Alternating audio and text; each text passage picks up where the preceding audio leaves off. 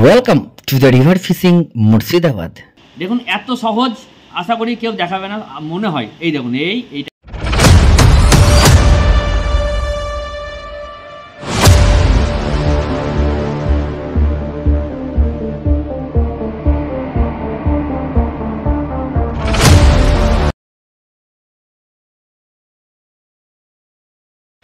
নমস্কার, river fishing Murshidabad YouTube চ্যানেলের পক্ষ থেকে সকলকে আন্তরিক শ্রদ্ধা, শুভেচ্ছা, নমস্কার এবং প্রত্যেক গুরুজনদের প্রণাম। তো বন্ধুরা, আশা করি আপনারা ভালো আছেন, সুস্থ আছেন, সবল আছেন। আমি ঈশ্বরের কাছে প্রার্থনা করি আপনারা সুস্থ থাকুন, সবল থাকুন, ভালো থাকুন। তো মাছ খাচ্ছে কম বেশি। তো আমি ফিডারে মাছ ধরা দেখছেন, এবং ফিডার রুই মৃগেলকে টার্গেট করার জন্য যে ফিডারগুলো আমি ব্যবহার করি এবং যে প্রসেসে ব্যবহার করি, সেই রেজাল্টটা পপ আপের থেকে, তো পপ আপে কাতলাটা বেশি হয়, বাট রুই না হওয়া লয়। রুইয়ের জন্য এই লেন্থটা একটু ব্যাপার আছে, সেটা পরে অন্য সময় আমি আলোচনা করব। কিন্তু রুই মৃগেলে ধরার জন্য থার্মোকলের যে পাওয়া হয়, সেটা দিয়ে বেশ ফিশিং হয়। এর আগে আপনাদেরকে ভিডিও দেখিয়েছিলাম বা দিয়েওছিলাম। বাট এখন যে আমি ফিডারটাতে আমি কাঁটা সেট আপ করছি, এটা দেখুন দুটো কাঁটা, কিন্তু আহামরি কাঁটা লয়, দুটো কাঁটা দিয়ে ব্যবহার করছি। এই দুটো কাঁটা কীভাবে কি সেট আপ করবেন এবং কীভাবে বাঁধতে হয়, টোটালটা আপনাদের সাথে শেয়ার করছি। দেখুন দুটো কাঁটা, এদিকে একটা কাঁটা, এদিকে একটা কাঁটা। আগে এদিকে দুটো দিতাম, এদিকে দুটো দিতাম, চারটে কাঁটা থাকতো, কিন্তু এটাতে দুটো কাঁটা দিলেই এনাফ। এবং রুই মৃগেলের জন্য থার্মোকলের বলগুলো দিয়ে ফেলবেন, যে সোলার বল বা থার্মোকলের যে বলগুলো হয়, সেটা দিয়ে ফেলবেন। রেজাল্ট খুব সুন্দর হবে, এবং আমি রেজাল্ট পেয়েছি বলে বানাচ্ছি, এবং কি হয় সেটা দেখাবো আপনাদেরকে। আমি মাছ ধরেও দেখাবো, এই নয় আমি আপনাদেরকে দিয়ে দিলাম বাট এর কোনো রেজাল্ট নাই, কোনো রেসপন্স নাই, আপনাদেরকে বিনা কারণে বলে দিলাম যে এর রেজাল্ট হবে। ঠিক আছে, তো দেখুন, দেখতে থাকুন, আর চ্যানেলটা অবশ্যই সাবস্ক্রাইব করবেন। আর শুধু 4 কাঁটা 5 কাঁটা বা ঝোপা কাঁটাতে মাছ ধরা না, বিভিন্ন রকম নদীতে ছোট থেকে মাছ ধরে অভ্যস্ত, বিভিন্ন রকমভাবে নদীতে মাছ ধরি। কোনো সময় ফিডার, কোনো সময় পপ আপ, কোনো সময় লাড্ডু, কোনো সময় 5 কাঁটা, কোনো সময় তল বাঁসা, কোনো সময় লুর, কোনো সময় snake head fishing, bait casting ডিলে ব্যবহার করি, কোনো সময় স্পিনিং ব্যবহার করি, কোনো সময় বোতল ব্যবহার করি, কোনো সময় ঘর ঘরা তাগি ব্যবহার করি, কোনো সময় বাংলা কল ব্যবহার করি। মানে বিভিন্নভাবে আমি ফিশিং করি, সেইগুলো জাস্ট আপনাদের সাথে শেয়ার করছি। যদি ভালো লাগে অবশ্যই একটা লাইক করবেন। চলুন, আর অবশ্যই সাবস্ক্রাইব করে রাখবেন নতুন নতুন টিপস অ্যান্ড ট্রিক্স এবং ফিশিং রিলেটেড এভরি ভিডিও বা এভরি কন্টেন্ট আপনাদের জন্য যখন পাবলিশ করব, তখন আপনাদের সামনে চলে আসবে নোটিফিকেশান। তো ঠিক আছে, চলুন দেখতে থাকুন। আর আমি কীভাবে বড়শিটা বাঁধছি দেখুন। আমার যে সুতোটা আছে, সেই সুতোটা হচ্ছে 8X ব্রেডের লাইন, যেটা আমি স্নেক হেড ফিশিং করার জন্য কিনেছিলাম। খুব সরু এবং খুব শক্ত 8X। ঠিক আছে, তো 8X সুতোতে বাঁধলে পরে কী হয়, খুব সরু হলে কী হয়, ও জল ধরবে না এবং স্মুথলি ভেসে থাকবে। একটা সুবিধাও আছে, যত সরু হবে, মসৃণ হবে, শক্ত হবে, তত ও স্মুথলি ভেসে থাকবে, ফিডারের ওপরে গিয়ে ভেসে থাকবে। আর যদি এই ফিডারের কাঁটা যদি ভেসে না থাকে, তাহলে কিন্তু মাছ কোনো সময় হবে না। এখন তো চলুন আমি ছোট্ট করে দেখিয়ে দিই, ছোট্ট একটা ভিডিও আপনার সাথে শেয়ার করছি। তো লেটস গো। দেখুন, এই দেখুন আমি এটা নিয়েছি 4 নাম্বার হুকটা একটু বড়ই রাখবো, একটু বড় রাখবো। ছোট হলেও হয়, কিন্তু আমি এক সাইজ বড় রাখবো, কারণ নদীতে বড় মাছটা খুব ঘাই মারছে। আর অ্যাকচুয়ালি কী বলুন তো, এতে যে রুইয়ের মুখে ঢুকবে এটা না, রুই মৃগেলে বিশেষ করে এই মাথার 2 সাইডে মাঝের মধ্যে দিয়ে ফোড় হয়ে যাবে। আর ছোটো বড়শি আমার কাছে আছে, ছোটো বড়শি দিয়ে যখন বানানো আছে আপনারা দেখেছেন।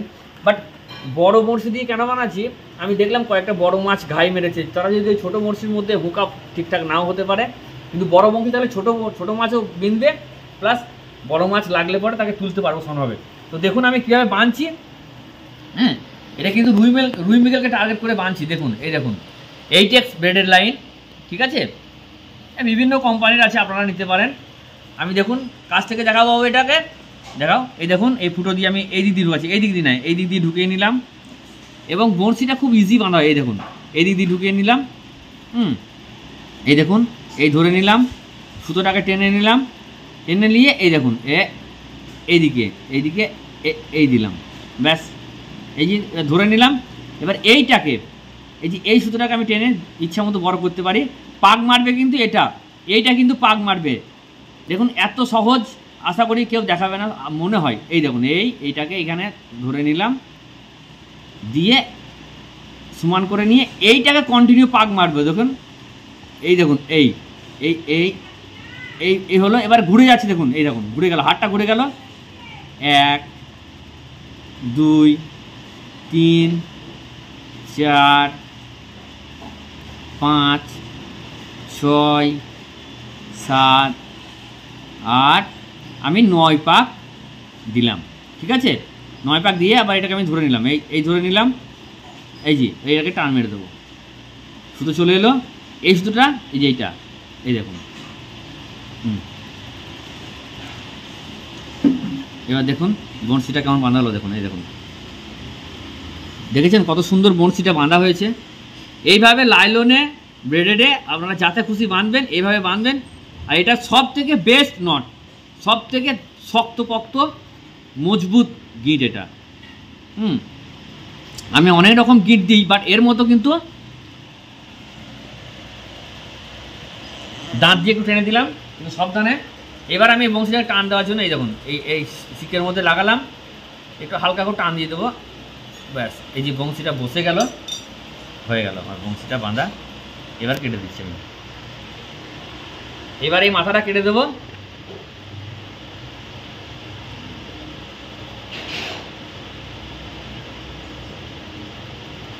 এই মাথাটা কেটে দিলাম।